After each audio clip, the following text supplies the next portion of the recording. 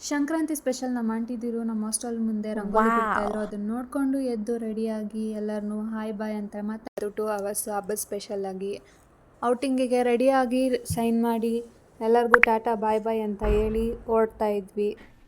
ಹಾಗೆ ಭಯಗೂ ಟಾಟಾ ಹೇಳಿ ಭಯಗೂ ವಿಶ್ ಮಾಡಿ ಹೋದ್ವಿ ಎಲ್ಲರೂ. ನಮ್ಮ ರಂಗೋಲಿ ಔಟ್ಫಿಟ್ ಇನ್ನೂ ನಡೀತಾನೆ ಇತ್ತು, ಇನ್ನೂ ಮುಗ್ದೇ ಇರಲಿಲ್ಲ. ಎಷ್ಟೇ ಟ್ರೈ ಮಾಡಿದ್ರು ಆಂಟಿದಿರು ಇನ್ನೂ ಡಿಸೈನ್ ಆಗೇ ಮಾಡ್ತಿದ್ರು. ಅದು ಅಲ್ಲದೆ ನಮ್ಮ ಫ್ರೆಂಡ್ಸು ಇಬ್ಬರು ವಾರ್ಡನ್ ಹತ್ರ ಬೈಸ್ಕೊತಿದ್ರು ಹಬ್ಬದ ದಿನವೇ ಬೆಳಗ್ಗೆನೆ.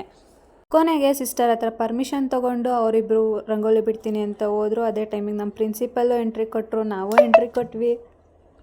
ಎಲ್ಲರೂ ನಿಂತ್ಕೊಂಡು ನೋಡ್ತಾಯಿದ್ರು. ಹಾಗೆ ನಾನು ಹೋದೆ ಅಲ್ಲಿ. ನಮ್ಮ ಇಬ್ಬರು ಫ್ರೆಂಡ್ಸ್ ರಂಗೋಲಿ ಬಿಡೋಕ್ಕೂ ಸ್ಟಾರ್ಟ್ ಮಾಡಿದ್ರು.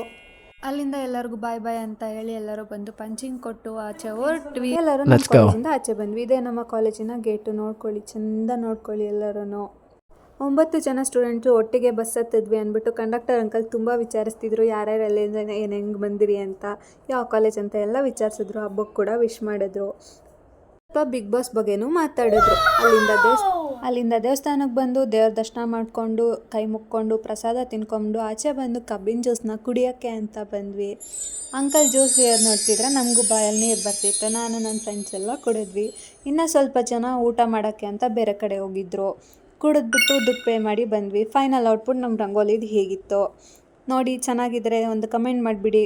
ಹಬ್ಬದ ಸ್ಪೆಷಲ್ ಪಾಪ ನನ್ನ ಫ್ರೆಂಡಿಗೆ ಕಬ್ಬು ತಿನ್ಬೇಕಂತ ಅನಿಸಿ ಅವಳು ಕಬ್ಬು ಹುಡ್ಕೊಂಡು ಹೋಗಿದ್ಲು.